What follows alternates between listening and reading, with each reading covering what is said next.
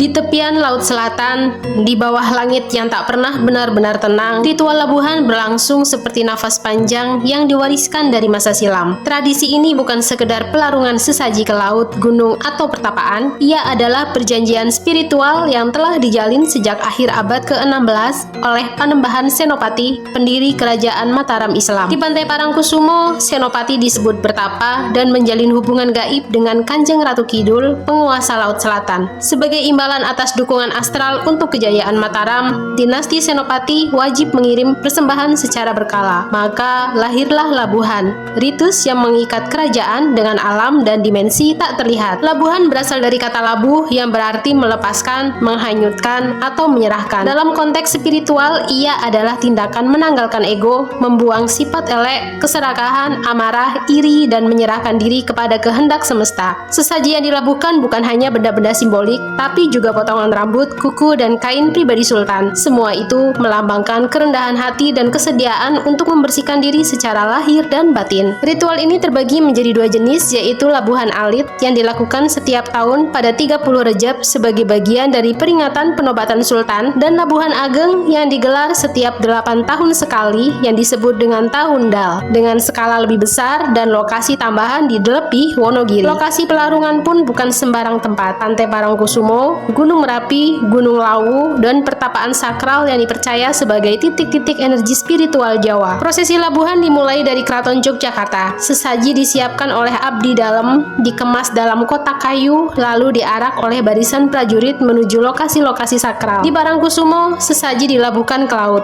Sementara potongan kuku dan rambut sultan ditanam di sekitar Batu Gilang, tempat bertapa Panembahan Senopati. Di Merapi dan Lawu, sesaji ditanam di lubang batu atau altar gunung, diiringi doa dan tahlil Jawa yang menggema di antara kabut pinus dan aroma kemenyan. Hal unik dari labuhan adalah dimensi mistisnya yang tetap hidup. Banyak warga percaya bahwa jika labuhan diabaikan, Kanjeng Ratu Kidul akan murka dan menimbulkan malapetaka. Di sisi lain, mereka yang hadir dan mendapat serpihan kain atau bunga sesaji diyakini akan memperoleh berkah dan perlindungan spiritual. Bahkan dalam era modern, labuhan tetap dipertahankan sebagai penanda bahwa Yogyakarta masih berpegang pada konstitusi kosmos pendirinya, sebuah hukum tak tertulis yang mengatur harmoni antara manusia, alam, dan Tuhan. Labuhan bukanlah tontonan, melainkan tuntunan. Ia mengajarkan bahwa kekuasaan sejati bukan terletak pada tahta, melainkan pada kesediaan untuk tunduk kepada alam dan leluhur. Di tengah dunia yang serba cepat dan penuh ambisi,